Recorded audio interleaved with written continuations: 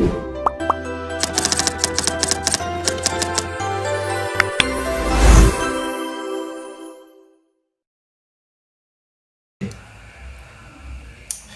warahmatullahi wabarakatuh. Perkenalkan, nama saya Samsul Ma'arif. Saya dari Prodi Hukum Keluarga Islam dengan NIM 2025 1700 dengan NIM 2025 1700 2550 12. Di sini saya akan mempraktekkan cara bertayamum yang benar, referensi dari NU Online ya, dari beberapa kitab-kitab yang saya baca. Oke, lanjut saya aja. Assalamualaikum warahmatullahi wabarakatuh. Sahabat muslim rahimakumullah, tayamum adalah mengusap debu pada wajah dan kedua tangan dengan mekanisme tertentu.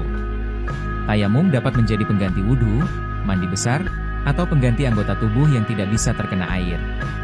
Seseorang diperbolehkan melakukan tayamum karena beberapa alasan berikut. 1.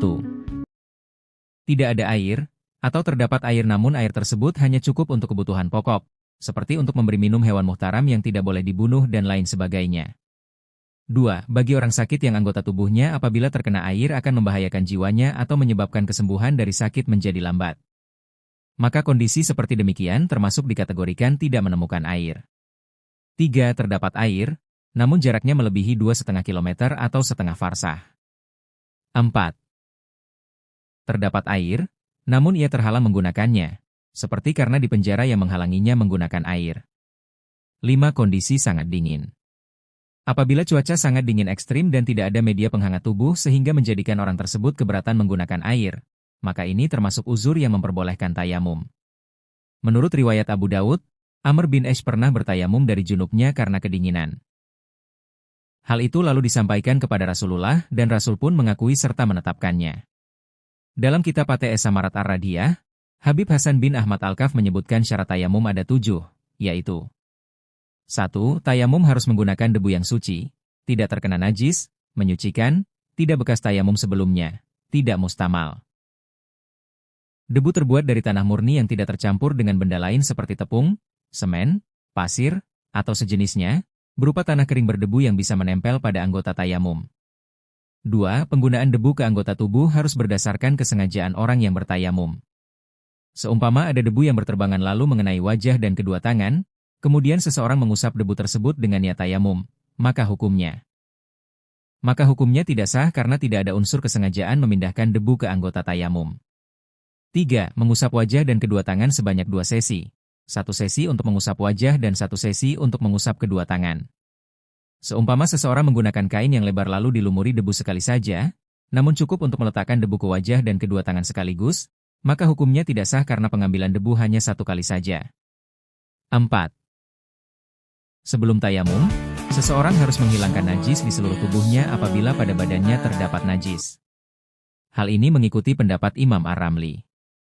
Menurut beliau, orang yang bertayamum apabila terdapat najis yang tidak memungkinkan untuk dibersihkan waktu itu, maka ia sholat li hurmatil waqt.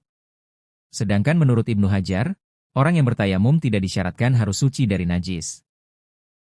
Perbedaan antara dua pendapat ini adalah, apabila mengikuti pendapat Ar-Ramli, orang yang tidak memungkinkan menghilangkan najis di tubuhnya saat sakit, maka ia tidak perlu tayamum dan cukup sholat li hurmatil waqt saja. Adapun menurut Ibnu Hajar, orang yang terdapat najis di tubuhnya tetap bertayamum dan sholat. Meskipun demikian, saat sehat dia harus mengqada syalatnya.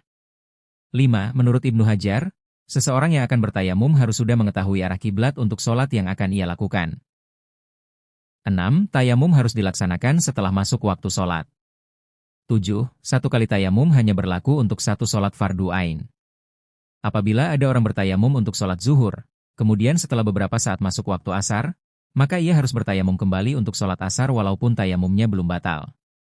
Nah, sahabat muslim rahimakumullah, sebelum melakukan tayamum siapkan debu yang telah memenuhi syarat. Taburkan debu ke nampan secukupnya secara merata. Tayamum boleh dilakukan dengan cara jongkok di lantai atau duduk di kursi dengan properti meja di depannya. Bersihkan wajah dari hal-hal yang menghalangi sampainya debu ke permukaan kulit seperti lipstik, bedak, cat, dan sejenisnya. Begitu pula di tangan. Singkapkan kedua lengan baju sampai di atas kedua siku. Jangan sampai ada penghalang sampainya debu ke kulit tangan. Setelah semuanya siap, tayamum bisa dimulai. Berikut ini adalah 5 rukun tayamum. Pertama, menyengaja memindahkan tanah dari tempatnya menuju wajah dan kedua tangan. Artinya, apabila ada orang yang ditayamumkan oleh orang lain tanpa seizinnya, maka tayamumnya tidak sah. Kedua, niat. Niat tayamum dilakukan mulai dari pemindahan debu dari tempatnya menuju wajah, dan niat tersebut berjalan terus hingga saat mengusap wajah pada sentuhan yang pertama kali. Perbedaan antara niat wudhu dan mandi dengan niat tayamum adalah, apabila wudhu dan mandi niatnya untuk menghilangkan hadas kecil dan besar, sedangkan dalam tayamum niatnya adalah untuk diperbolehkannya melakukan suatu ibadah tertentu. Contoh, apabila tayamum untuk kebutuhan sholat maka niatnya. Saya niat tayamum untuk diperbolehkannya melakukan sholat fardu karena Allah Ta'ala. Apabila hendak melakukan tawaf, maka niatnya. Saya niat tayamum untuk diperbolehkannya melakukan tawaf fardu karena Allah Ta'ala. Apabila seseorang berniat tayamum untuk sholat fardu atau tawaf wajib, maka ia hanya bisa memanfaatkan tayamumnya untuk satu ibadah fardu dan segala hal yang membutuhkan tayamum, seperti menyentuh mushaf, sujud syukur, dan lain sebagainya. Apabila tayamum diniatkan untuk hal yang sunnah atau sholat jenazah, maka tayamumnya hanya boleh digunakan untuk melaksanakan sholat selain sholat fardu. Ketiga, mengusap wajah secara menyeluruh.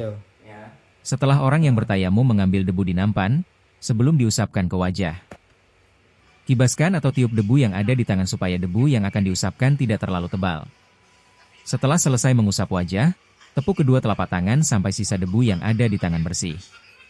Hal ini supaya debu mustamal yang ada di tangan tidak bercampur dengan debu yang akan digunakan untuk mengusap tangan nantinya. Keempat, mengusap kedua tangan beserta kedua siku. Dalam kitab Kasyifatus Saja, Syekh Nawawi mengutip pernyataan Sayyid Yusuf Az-Zabidi dalam kitab Irsyadul Anam, sebagaimana dijelaskan dalam kitab Ar-Raudah. Cara mengusap kedua tangan adalah sebagai berikut. A. Letakkan bagian dalam jari-jari tangan kiri selain ibu jari di bawah punggung jari-jari tangan kanan selain ibu jari dengan posisi menyilang. Ujung jari kanan jangan sampai melebihi jari telunjuk tangan kiri.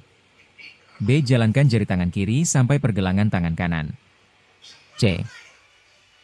Rapatkan ujung jari-jari kiri pada pergelangan tangan kanan agar kedua sisi tangan kanan bisa terkena usapan tangan kiri selain ibu jari.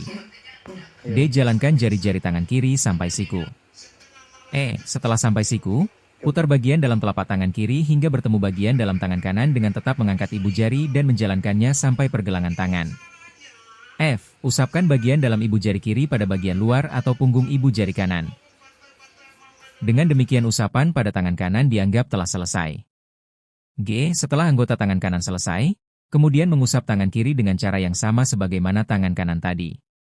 H. Setelah selesai mengusap ibu jari tangan kiri, pertemukan telapak tangan kanan pada telapak tangan kiri dan lanjutkan dengan menyela-nyelai jari-jari kedua tangan. Kelima, tertib. Maksud dari tertib di sini adalah mendahulukan mengusap wajah dan mengakhirkan mengusap kedua tangan. Sahabat Muslim rahimakumullah, demikian tata cara tayamum. Wallahu alam bisyawab. Wassalamualaikum warahmatullahi wabarakatuh.